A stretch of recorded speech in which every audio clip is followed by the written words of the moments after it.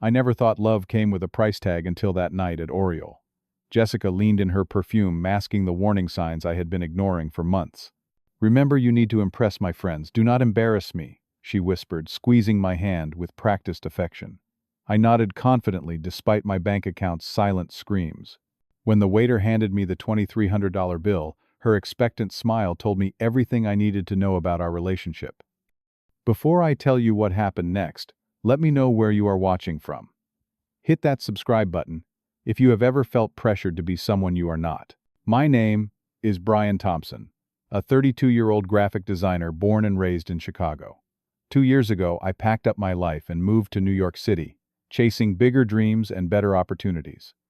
The creative energy of the city called to me, promising a chance to expand my portfolio beyond the Midwestern corporate clients I had grown accustomed to. I found work at a mid-sized agency in Manhattan. Nothing glamorous, but a solid stepping stone. My talent was recognized, but I was still very much climbing the ladder, paying my dues. My salary covered the basics. A modest one-bedroom apartment in Brooklyn, with exposed brick walls that gave it character, despite its size, groceries, utilities, and occasionally eating out. I lived comfortably enough, but certainly not lavishly. My parents had raised me with practical Midwestern values: work hard, live within your means, and never pretend to be something you are not. These principles had always served me well, until Jessica. I met Jessica Martin 6 months before that fateful dinner. It was at a gallery opening in Chelsea, the kind where the wine is cheap but served in elegant glasses. My agency had done some promotional work for the artist, which earned me an invitation. Jessica stood across the room studying a particularly abstract piece with genuine interest, while most attendees were more focused on networking. She wore a simple black dress that somehow looked more expensive than anything else in the room, her dark hair falling in perfect waves around her shoulders. When our eyes met, I felt an electric current run through me. Gathering every ounce of courage, I approached her with a casual observation about the painting. Her smile was dazzling as she responded with an insightful comment that showed she actually understood the artwork. Jessica was beautiful, confident, and seemed completely out of my league, but somehow we connected. She worked in high-end real estate, selling multi-million-dollar properties to the elite of Manhattan. On paper, we made no sense. She moved in circles that I had only read about in magazines. Yet during those first few weeks, she seemed charmed by what she called my authentic creativity and refreshing perspective. Our early dates were magical walks through hidden parts of the city. I had discovered dinners at Hole in the Wall, restaurants with amazing food, and conversations that lasted until sunrise. It was on our fifth date that I noticed the first warning sign. I had suggested a highly rated Vietnamese place in my neighborhood. Jessica glanced around at the plastic chairs and brightly lit interior before suggesting we try a new fusion restaurant in Tribeca instead. The bill came to more than triple what I had budgeted, but her delight seemed worth it. Soon this became a pattern. Jessica subtly steered us toward increasingly upscale experiences, restaurants, where the menus had no prices, rooftop bars, serving $25 cocktails, weekend getaways, to boutique hotels. She began making comments about my wardrobe first, as playful suggestions, then as pointed observations. "You have such potential, Brian," she would say while straightening my collar. "With the right packaging, you could really make an impression in this city." During a shopping trip she held up a $600 jacket. "This is so you." My ex Tyler had one similar. He always looked so polished when meeting clients. Tyler, the ex-boyfriend whose ghost haunted our relationship. The successful investment banker who took her to Paris on a whim, the man with the Hampton summer house and the connections to get into any exclusive club in the city. I found myself pulling out my credit card more frequently, financing a lifestyle I could not afford. My available credit dwindled as my anxiety rose, but the alternative seemed worse, acknowledging that perhaps Jessica and I belonged in different worlds. The invitation came on a Tuesday evening. Jessica called, her voice brimming with excitement. "Brian, baby, the Thompsons are hosting a dinner this Friday at Oriole, and they specifically asked if I would bring you." The Thompsons, Anthony and Sophia, were part of Jessica's elite social circle. Anthony managed a hedge fund that regularly made headlines, while Sophia ran a charity foundation that attracted celebrities to its galas.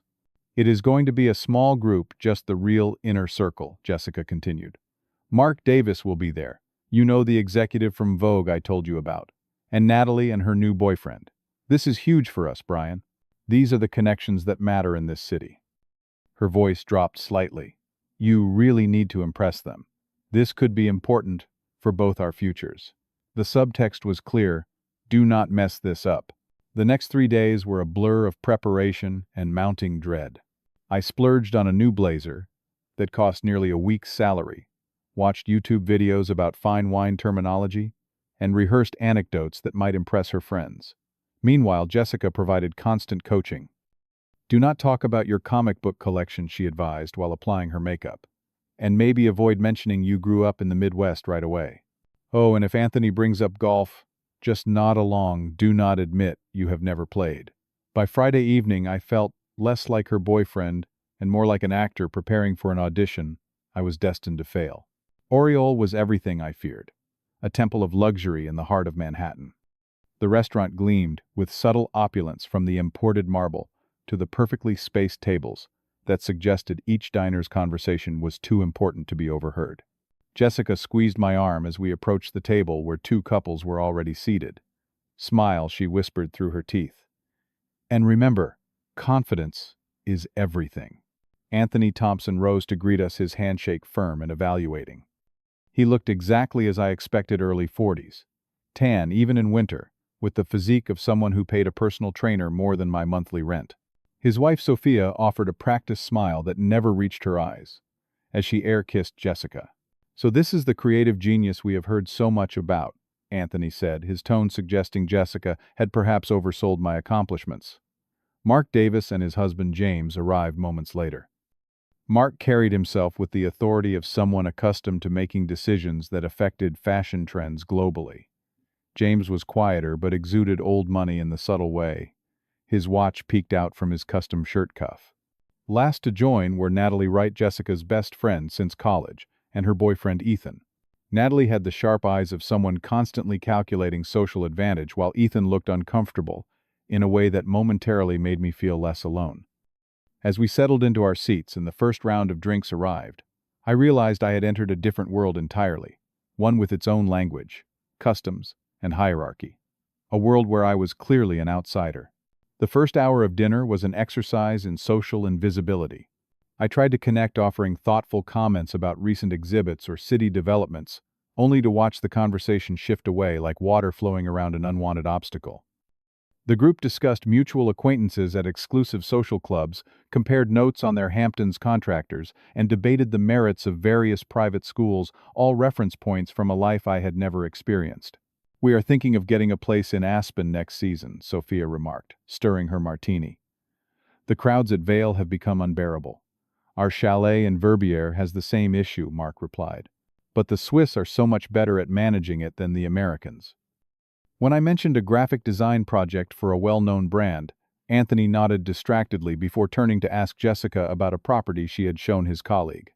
My contribution evaporated like it had never existed. More jarring than the group's subtle dismissal was Jessica's transformation. Gone was the woman who had listened intently to my stories and laughed genuinely at my jokes. In her place was a stranger, someone who laughed too loudly at Anthony's mediocre jokes, who dropped names of celebrities she had supposedly encountered through work, and who seemed embarrassed whenever I spoke. When I mentioned a documentary I had recently watched, Jessica cut in before I could finish my thought. Brian gets so passionate about these obscure films, she said with an indulgent smile one might use when discussing a child's cartoon preferences. Later, when I pronounced the name of a French dish, she corrected me under her breath, her eyes darting around to see if anyone had noticed my error. Each time she pressed her foot against mine under the table, it was not affection but warning. The wine incident marked the moment I realized how deep the charade went. Anthony waved over the sommelier, a serious man in his 50s, who approached our table with the reverence of someone bearing sacred texts. I think we should explore some interesting vintages tonight, Anthony announced. Life's too short for mediocre wine. I felt Jessica stiffen beside me, sensing my hesitation. The swift kick to my ankle was not subtle. Brian, you appreciate a good Burgundy, right? Anthony asked, though it was less question and more challenge.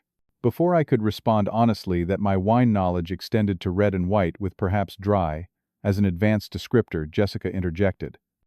Brian has quite the developed palate. His creative sensibilities, you know. The sommelier presented bottle after bottle, each with a backstory about small French villages and exceptional growing seasons. Anthony and Mark swirled, sniffed, and discussed tannins and notes of forest floor with the practiced ease of men who had been performing this ritual for decades. When my turn came, I mimicked their movements while feeling utterly fraudulent. Excellent structure, I murmured, repeating a term I had heard moments earlier. Anthony's barely concealed smirk told me I had used the descriptor incorrectly. 3 bottles at $400 each were ordered with casual flicks of Anthony's wrist. Each time I calculated another month of rent flowing into our glasses. The food ordering followed the same escalating pattern.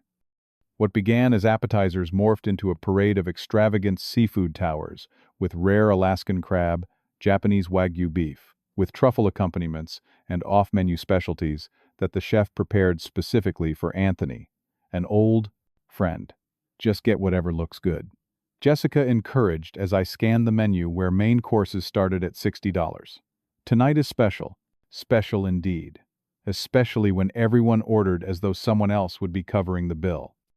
After the edge of hunger had been dulled by exquisite food and too much wine, the conversation turned more directly to status and wealth. Anthony described his recent yacht purchase complete with crew quarters and helipad. Mark countered with tales of his Hamptons home renovation that had apparently been featured in Architectural Digest. Natalie, who had been studying me throughout dinner with the clinical interest of a scientist observing a lab specimen, finally addressed me directly. "So, Brian, Jessica tells us you work at. What was that agency again? Are you on track for partnership?" Her question was laced with assumptions about what constituted success. "Actually, we're not structured that way," I began trying to explain the creative hierarchy of my company. "But what's your growth trajectory?" she pressed. "Your 5-year earning potential." Jessica jumped in her laugh a pitch too high. "Not everyone is focused on the corporate ladder, Nat. Brian's talent is more artistic." The way she said artistic made it sound like a handicap rather than a strength.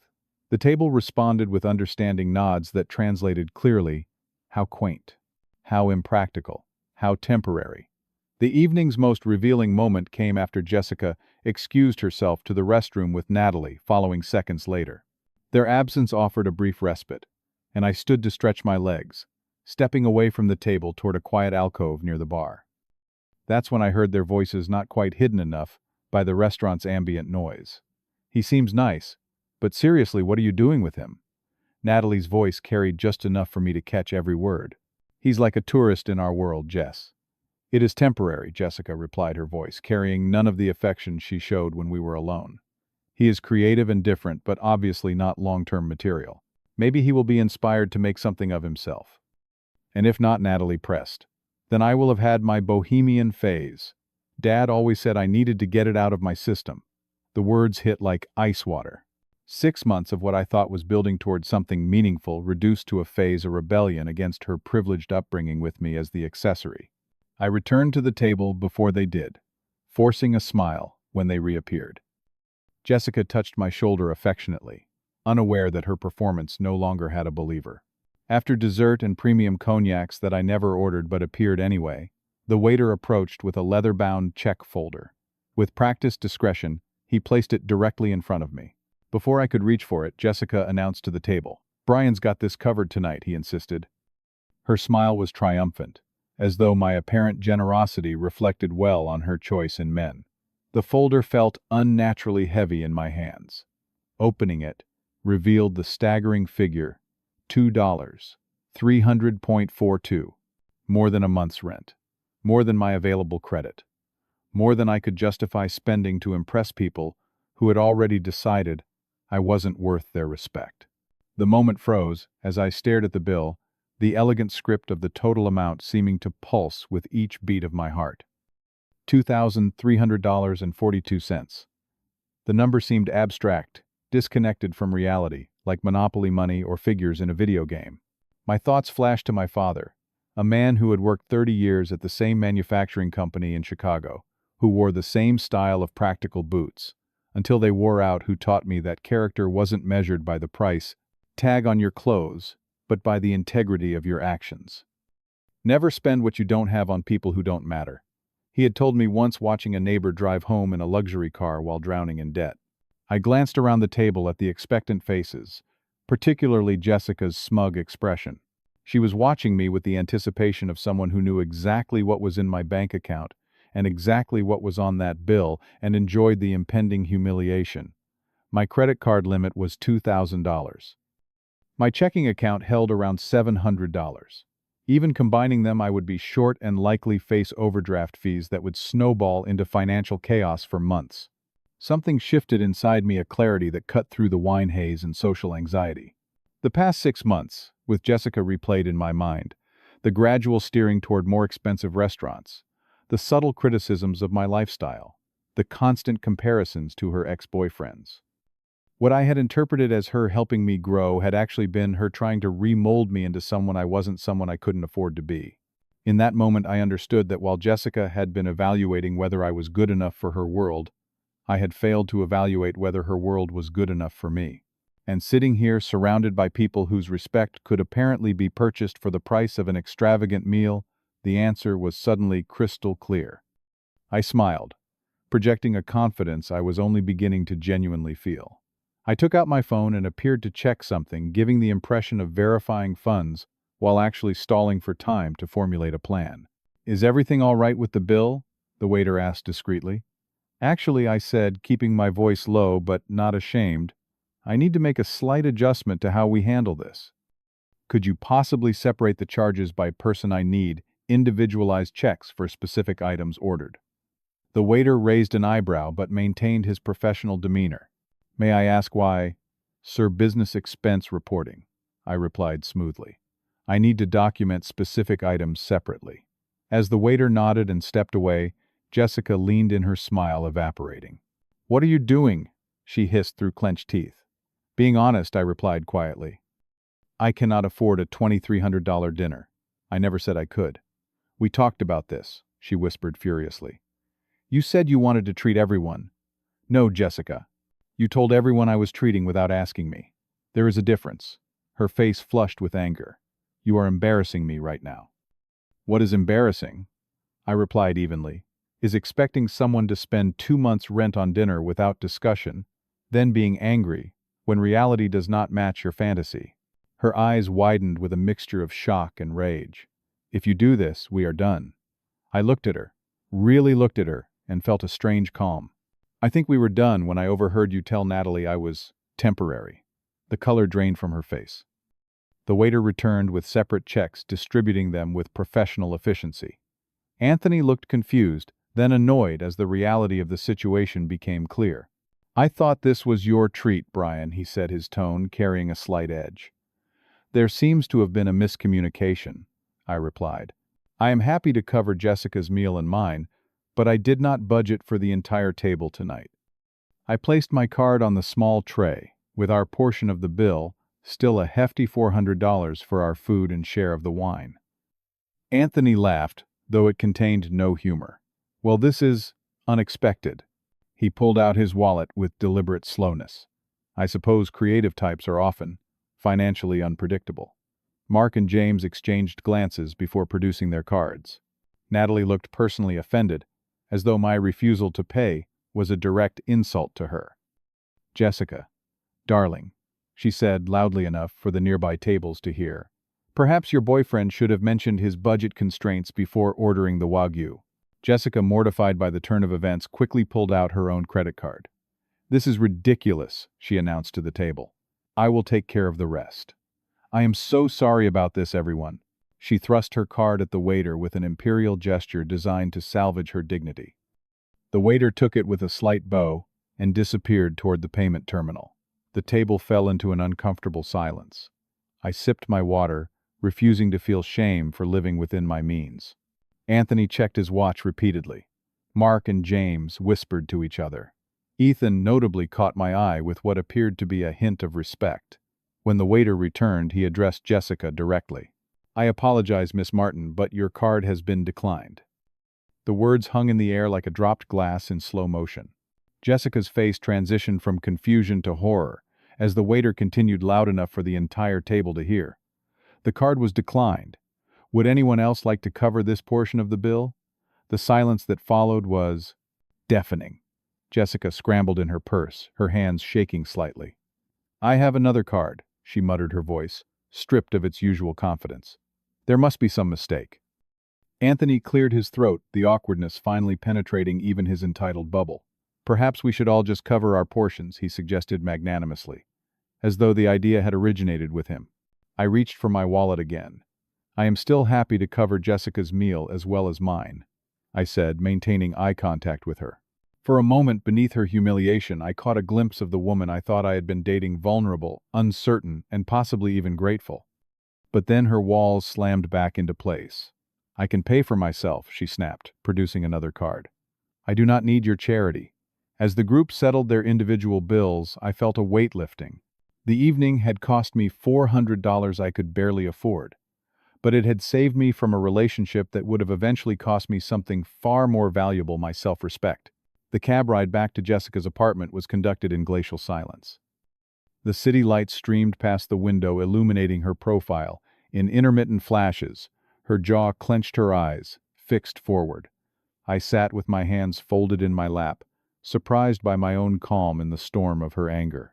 "You humiliated me," she finally said as the taxi turned onto her street. "Do you even understand what you did back there? Those are my friends, my colleagues. I vouched for you." "No," I replied quietly. "You misrepresented me. You told them I was something I am not without checking if I could or wanted to live up to that image. I was trying to help you fit in." Her voice cracked slightly. "Do you think doors just open for people in this city? Connections matter, Brian. The right friends, the right impressions. Those are the difference between success and mediocrity. Maybe by your definition." The taxi stopped in front of her, building its elegant pre-war facade, now seeming like a boundary between different worlds. Neither of us moved to exit immediately. "You have a choice right now, Jessica," said her voice steadier. "You can apologize, find a way to make it up to my friends, and we can move forward. Or, this is where we end." I looked at her, this beautiful, complicated woman, who had swept into my life like a hurricane. For a moment, I imagined saying the words she wanted to hear, returning to the comfortable pattern of pretending to be someone I was not for the privilege of being with her. But the image of my father rose in my mind again, his weathered hands and honest eyes. "I choose to be myself," I said simply. "I hope you find someone who fits your world better than I do." I reached into my pocket and removed her spare key from my keychain, placing it in her hand. Her fingers closed around it automatically, her expression shifting between disbelief and resignation. "You will regret this," she said, though her voice lacked conviction. "When you are still struggling at that little agency 5 years from now, you will remember tonight as the moment you chose failure. Or maybe I will remember it as the moment I chose myself." She stepped out of the cab without another word, her high heels clicking purposefully across the sidewalk as she disappeared into her building without looking back. I gave the driver my Brooklyn address, watching the Manhattan skyline recede in the rearview mirror. The following weeks were harder than I had anticipated. Despite the clarity of my decision, I found myself checking my phone for texts that never came, crafting clever responses to conversations we would never have. I questioned my decision during lonely dinners in my apartment, wondering if I had been too rigid, too judgmental of her world. 3 weeks after our breakup, Jessica called. My heart leapt traitorously before I heard the business-like tone of her voice. "I need the graphic design files for my personal logo, the one you were working on." "No, hello, no, how are you? Just a practical request that required my services, but not my company."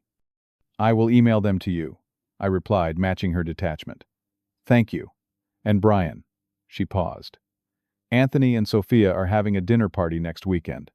They said you could come if you wanted." The invitation hung in the air, a path back to her world with all its glamour and emptiness. For a moment I was tempted. "I have plans," I said finally. "But thanks for thinking of me." She did not call again. 6 months passed, each day adding distance from that night at Oriole.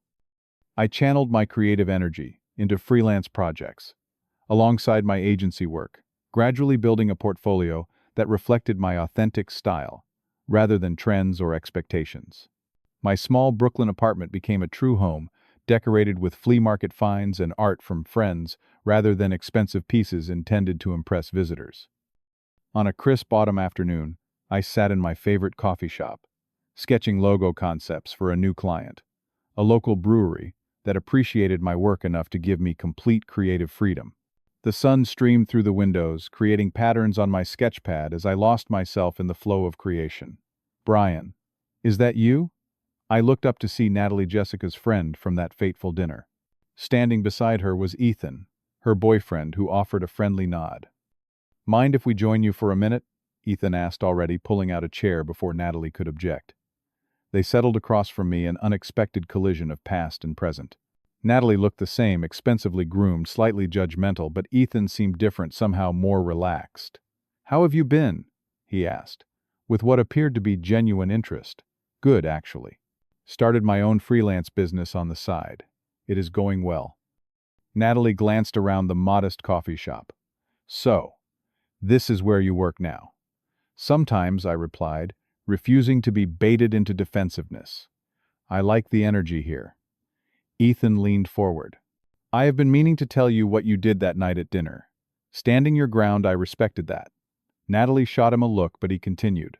"I have been playing Anthony's games for years, pretending to care about wine regions and vacation properties I cannot afford." He smiled ruefully. "Watching you refuse to play was refreshing." Speaking of Anthony, Natalie interjected, unable to resist sharing gossip. "Did you hear? He is under investigation. Something about investor fraud. Apparently the yacht and everything else was mostly smoke and mirrors." "That is unfortunate," I said, genuinely meaning it. "And Jessica? How is she?" Natalie's expression shifted to something almost sympathetic. "She is dating Richard Summers. Now you know, the real estate developer. 48, divorced twice. He buys her everything she wants." "Is she happy?" I asked. Natalie hesitated. "She has everything she wanted," she answered, which was not actually an answer at all. After they left, I returned to my sketches with renewed focus. The encounter had solidified something I had been feeling for months, that walking away from Jessica and her world had been difficult but necessary.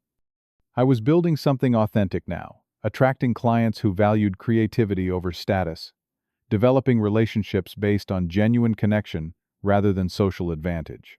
3 weeks later, I met Emma at a community art class I had volunteered to teach. She was a pediatric nurse with paint-stained fingers and a laugh that came easily. On our third date, when the check arrived, we reached for it simultaneously, and then decided to split it without drama or hidden expectations. It felt like breathing fresh air after months in a smoky room. Looking back, that $2,300 dinner bill was the best thing that could have happened to me, not because I paid it, but because I refused to. Sometimes the most powerful thing you can say is no to others and yes to yourself. The true cost of pretending to be someone you are not is not measured in dollars, but in the slow erosion of your identity. The right people will value you for who you actually are, not who they wish you to be. And authenticity, while sometimes initially uncomfortable, is the only sustainable way to build a life that actually feels like your own. I learned that dignity cannot be purchased, but can easily be sold if you are not careful. I discovered that the most expensive things in life are the values you compromise, the self-respect you surrender, and the authenticity you abandon in pursuit of approval. That night at Oriole taught me that walking away from something wrong for you, even when it glitters and promises status or validation, is not a failure, but an act of self-preservation. Sometimes losing is actually winning in disguise. Have you ever had to choose between fitting in and staying true to yourself? Share your story in the comments below. If this resonated with you, please hit that subscribe button and give this video a thumbs up. It helps more people find these stories. Remember, the most valuable thing you own is not in your wallet but in your integrity. Thank you for listening, and until next time, stay authentic.